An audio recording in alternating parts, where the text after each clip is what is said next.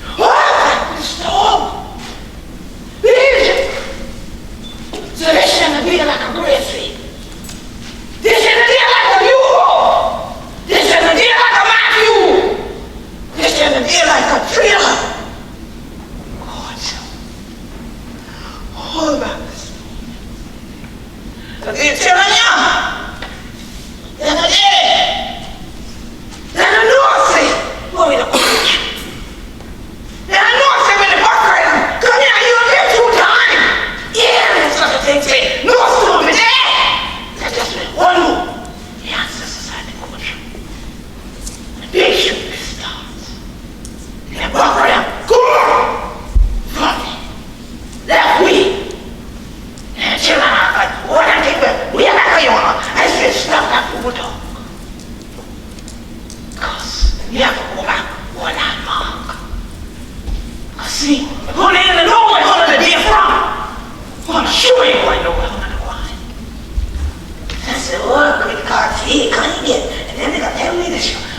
want to yell all that thing there. Because every time the Christian people do this thing out, we ain't going to yell that. Well, look, y'all.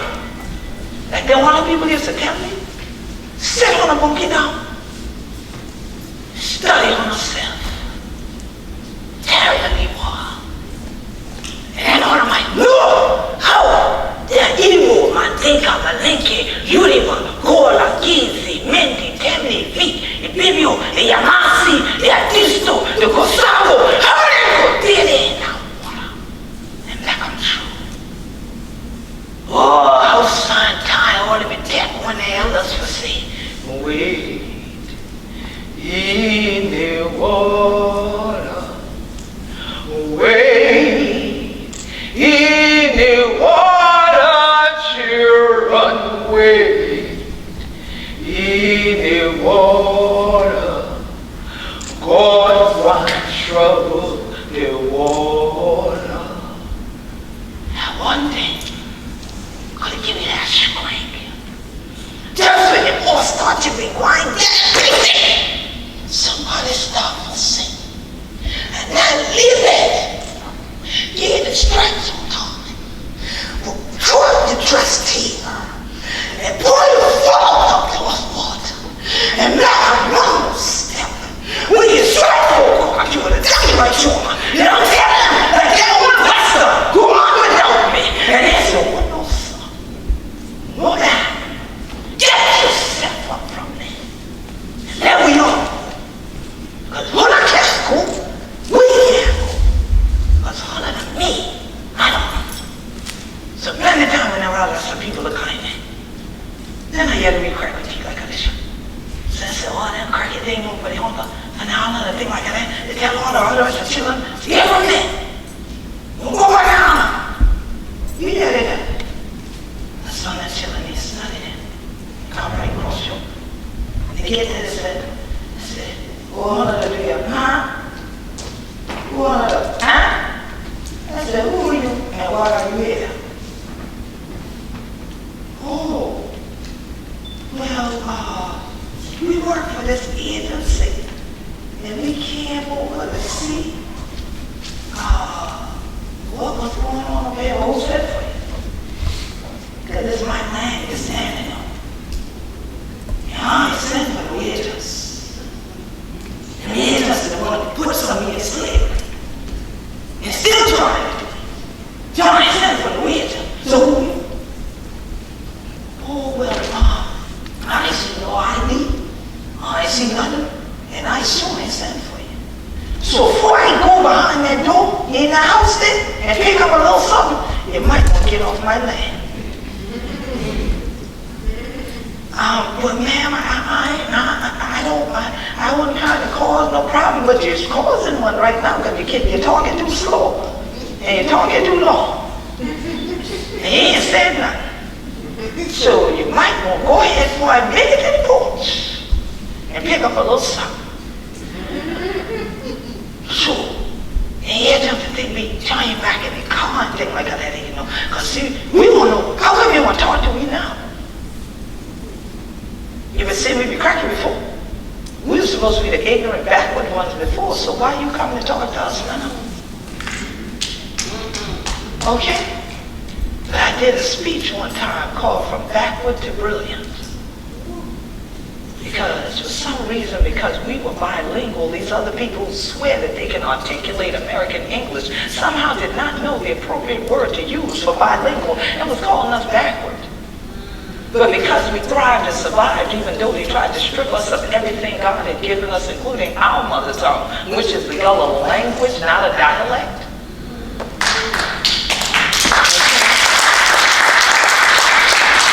That they said, well, those seem like them funny talking people. Oh, let me excuse myself. Let me say it the way people have actually said it to us. Now, don't say it about us because they know better than say it to us. They said it about us. Them funny talking Negroes on them islands. That, like I told y'all a little while ago, they told y'all to stay away from them islands. Stay away from them people.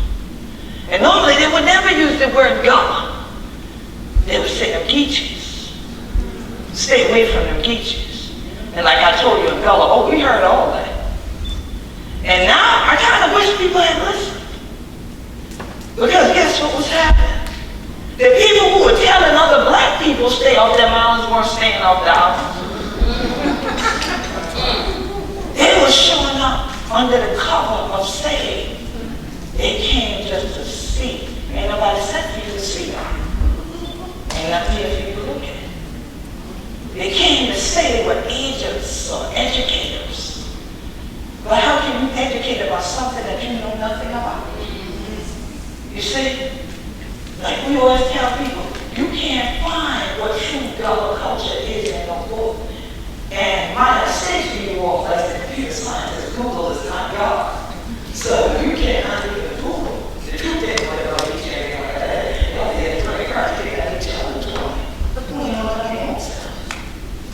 and truly need to sit down and study themselves. About people studying you, study your culture and community, they could study you into extinction. And then do PowerPoints about you. So the point here is that the power always resided within us as African people. Not only do we be Gullah Geechee anointed people, but Hunter chilling within you, you're black gold. Richness. Gold, they got to dig for it, darling. And when they find it, oh, it's usually in a very rough form. Somebody has to shape it and smelt it and do things. But look at the heat that you take before you get to the point of what y'all mostly want to go on and get. You know, you want to represent. When it gets to that form, it's going through a lot. And you no longer know what it originally looked like. Well, that's what they tried to do to my people. Tried to smelt us and melt us and blend us in to this great American melting pot to the point where you would no longer know who we were because we had blended in. And now you're just one big old blob with no culture. Don't know who it is. Don't know who you know. Don't know your people. Don't know nothing about you. So now, it vexes my nerves to see stuff because I'm on TikTok. And it vexes my nerves to see what people place on and call it for the culture. Whose culture? What culture? Because no disrespect to the general, no disrespect to the fact that I'm from Washington, D.C. But does America have a culture? Or is it multicultural? So when you say, I'm doing this for the culture, what does that mean? Now, I can say I'm doing it for the culture because I do this and anything like that. I'm going to wake me up my sleep and I can do it for Gullah Geechee culture. Because I know my culture. He might say, well, as people of the African diaspora and then on top of it, the Gullah Geechee diaspora, we may not know our cultures. Because unlike this tree in the center of the Gullah Geechee Nation flag, and there's only one flag that represents the Gullah Geechee Nation, you see something else on the internet, it's a banner. It's not our national flag. They're human bodies intertwined. That is the Igbo, Mandinka, Maleke, Yoruba, Gullah, Geechee, Mende, Temne, Ifiki, the Kasabo, the Yemasi, the Atisto, rooted in the soil of the Sea Islands. We be Gullah Geechee anointed people. We are that tree planted by the rivers of the water. We shall not be moved. And I know y'all will show off in here today. Because every time somebody starts for a clap, they stop. Because the other rest of y'all ain't doing them. Well, imagine that.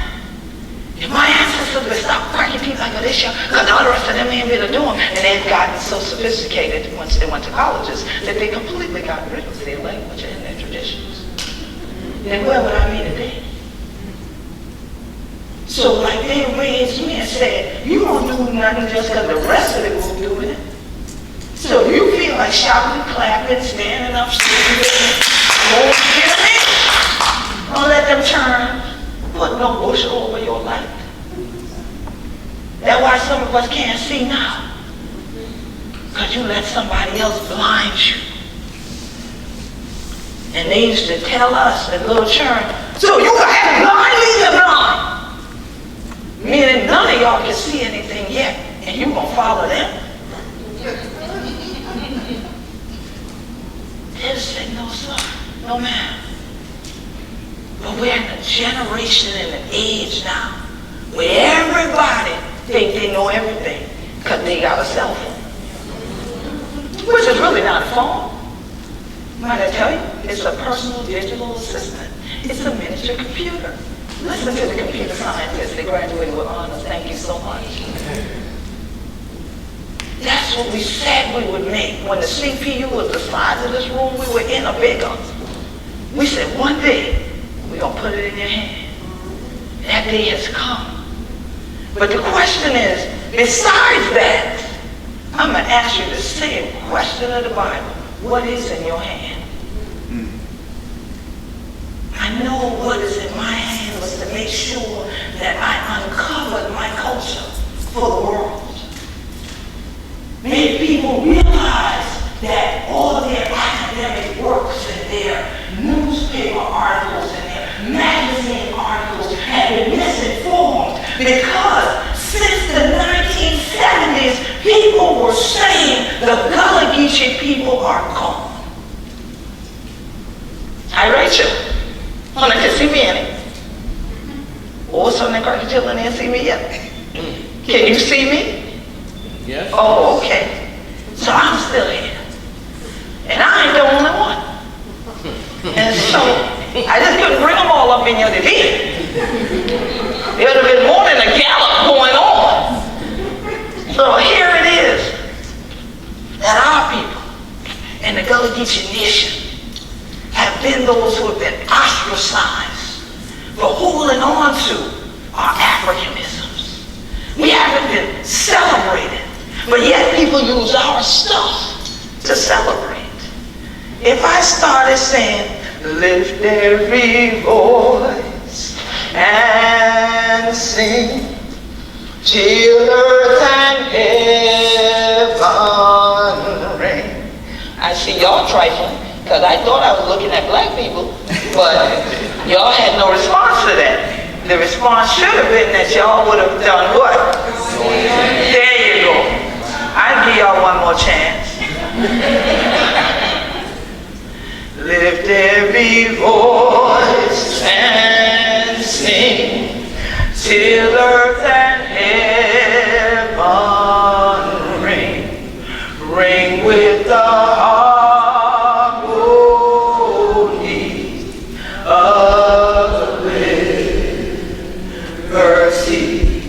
Let our rejoicing rise high as the listening skies. Let it resound loud as the rolling sea. Pause right there. The rolling sea. Some of us in this room, we sing that now, but we've been singing it in little church. But when you've been through the storm, you've seen the sea roll up to your front door and into your house. He give you a little bit of pause. And you say, let it resound loud as a rolling sea. The resounding sounds of thunder that you hear, and then silence. And a hurricane is tremendous. When you start looking down the road, and you know, okay, that road didn't normally stay dry. And after a while, you see water coming up on it. You know it's the sea that's rolling in. That this wind is blowing during the high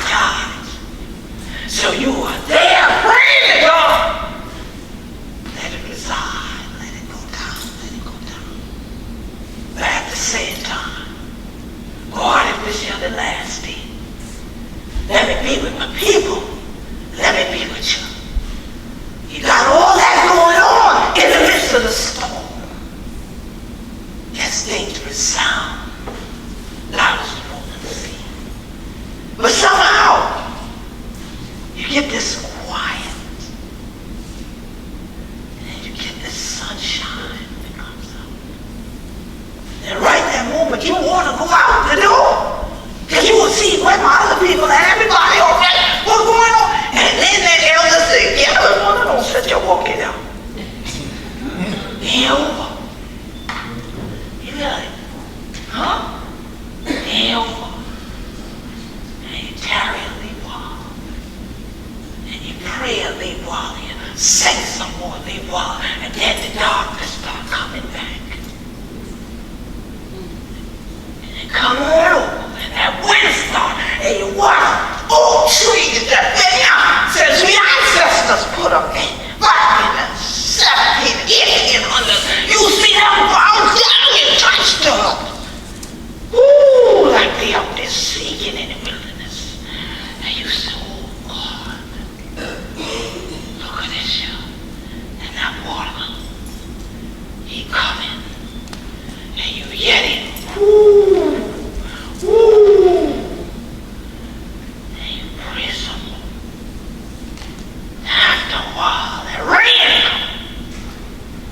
Now I want to see water coming from this way, water coming out this way, and sometimes it looks like it's coming from everywhere. And that time you pray.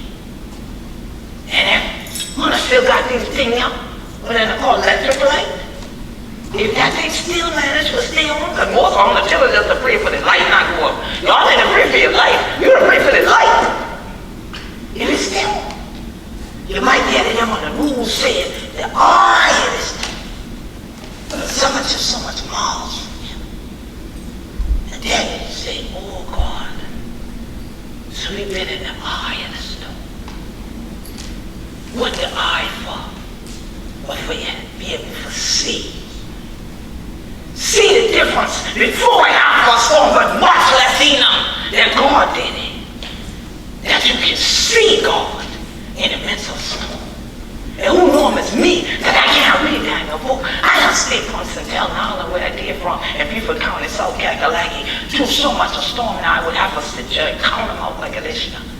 I praise God for being living, but tell you, this ain't no play thing, talk. This ain't nothing for stick around for just so you can make a video for put on social media. Because it might not have you. It might find the camera, it might find the phone, and don't have you no more. So rather than give you all what we figure we manly on enough for do on the line, we need to see God for God come to see us in the midst of the storm. Say where there is no vision, people perish. That's right. Vision is more than with these two eyes. You better have some spiritual vision. Yes, it is. But non-spiritual people don't understand that part. And I know I'm off a hill from the flatness of the low country in a place where folks don't feel a whole lot. They are taught to move according to certain policies and protocols. And they are trained to do that. And if you allow somebody else to train you into moving at the rhythm and the pace that they set, many times they have now offset that rhythm of your first drum, your heart, right in.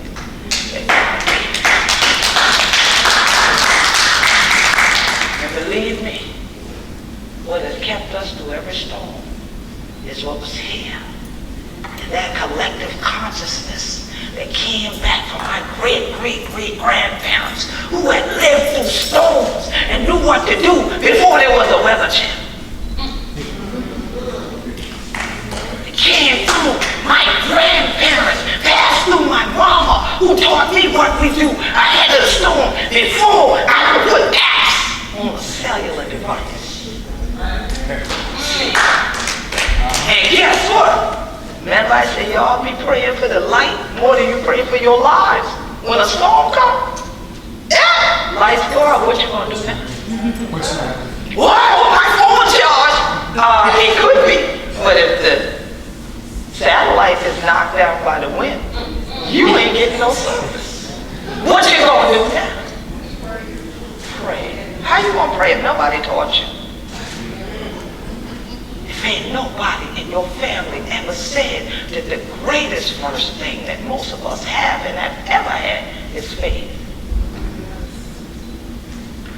Believe you me, if our ancestors didn't have faith in the belly of the beast, as they were taken through what we now call the Alpha, the horrors that were associated with being kidnapped and dragged and taken, even the baby snatched from your breast and taken somewhere for you never to see him again. You dragged somewhere in this direction, well, they dragged your mama in some other direction, and your sisters and brothers in another direction, and then take you to force and chain you down and half-starve you and beat you, and then turn around and think not of calling you black gold in their own journals, but calling you a slave to your face.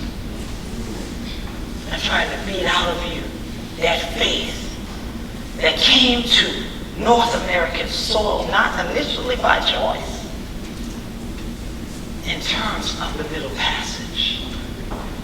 But we have to look at that and say, well, God knows all things, and God orchestrated a mighty thing, because God extracted black gold from Mother Africa, out of Gullah, and planted it into North American soil, and we became the souls of the sea islands that people call Gullah Geechee.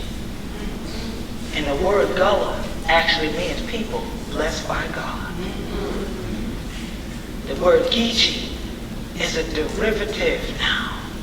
It is an alteration from the Geechee people of the western coast, that rice you heard about earlier, rice coast. You have heard about us, them Geechees, eating all that rice, that Carolina gold. You heard today about picking that sea island cotton. That sea island cotton wouldn't grow down in the Gulf. A different kind had to grow there, shorter grain. Ours was kin to that Kemetic cotton. It loved that salt in the air, like I do. And that rice, though, said, no, I ain't gonna grow if you get me too salty now. And y'all be throwing some salt in that pot. Y'all need to stop that and let your pressure go down. Okay. But we need fresh water for it. But our Gullah Geechee ancestors were engineers like what I studied as a computer scientist and mathematician. They realized how to separate the kinds of water and to grow rice by the tons and spread it out to the world and feed everybody. They knew how to grow that cotton in such a way and then turn it into clothing. And you know we love to dress, darling. And so therefore, we dress the world in the finest gear that there ever was. And we got bored of it being white. Everybody ain't seeking all the time. Ain't first Sunday, ain't communion time all the time. So who's gonna always wear white? You know us, we love some colors. That's why I love seeing this blue in here today. Every time you put on blue, you should think of our ancestors. Every time you put on cotton, you should think of our ancestors. And whether we see it or not today, all of us got some cotton on, and we need to give thanks that guess what? When I said we need to look at the Middle Passage another way, people pass through the middle of horror to get to a place and a space where we could be victorious, that we could create and maintain a language, a cultural tradition that then spread around the world through songs like Lift Every Voice and Sing that was written in the Gullah Geechee Nation in the Jacksonville area, spread around the world. Things like spiritual, like waves of water, going around the world, that who we are, wherever we go, that's right, that we need, that the drum head put into our hands, put into our feet, when they took the drums from our ancestors at the Stone Rebellion on the Stone River. That was one of the storms they fought through. They fought through Jim Crow. They fought through segregation. They fought through this racism we are still fighting through. and we still young. We been young, and we ain't going to be tall. So I thank every speaker that came here today. I thank Dr. Payne for her vision so that our people wouldn't perish. I thank you for invoking the name of Thurgood Marshall and keeping that name at the forefront so that people would honor him. And we see your living and your work is not in vain.